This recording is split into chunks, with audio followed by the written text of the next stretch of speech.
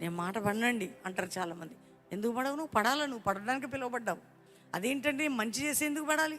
నేను ఆ ఉద్యోగానికి వెళ్ళి మా మేనేజర్కి ఎంతో చేశా, ఆ స్కూల్లో ఎంతో చేశా, ఆ మినిస్ట్రీకి ఎంతో చేశా, ఆ కుటుంబానికి ఎంతో చేశా, ఎంత చేసాడు, నన్ను ఇంత అన్నారు, ఇంత అన్నారు, ఇంత అన్నారు అని గింజుకుంటూ ఉంటారు కొంతమంది.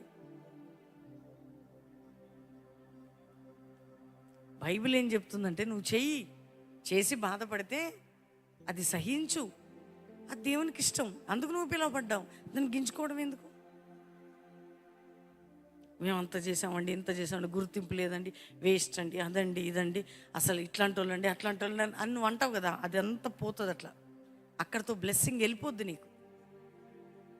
మాట్లాడొద్దు అట్లాంటి మాటలు. నువ్వు ఎందుకు పిలువబడ్డావు తెలుసా? ఒకటి, దేవుని ఆశీర్వాదానికి వారసులుగా ఉండటానికి మరి ఎందుకు పిలువబడ్డావు తెలుసా? మేలు చేసి శ్రమను అనుభవిస్తూ, అంటే ఆ తప్పుని, అంటే ఆ బాధని భరిస్తూ, తప్పు చేయకపోయినా తప్పు మీద ఏది చేయకపోయినా అన్నిటికీ వాళ్ళకి కష్టం వచ్చినా మందే తప్పు, నష్టం వచ్చినా మంది చేసే పనులన్నీ చేస్తారు. కొందరు మేలు పొందుతారు, దీవించబడతారు, రివర్స్ చేస్తారు.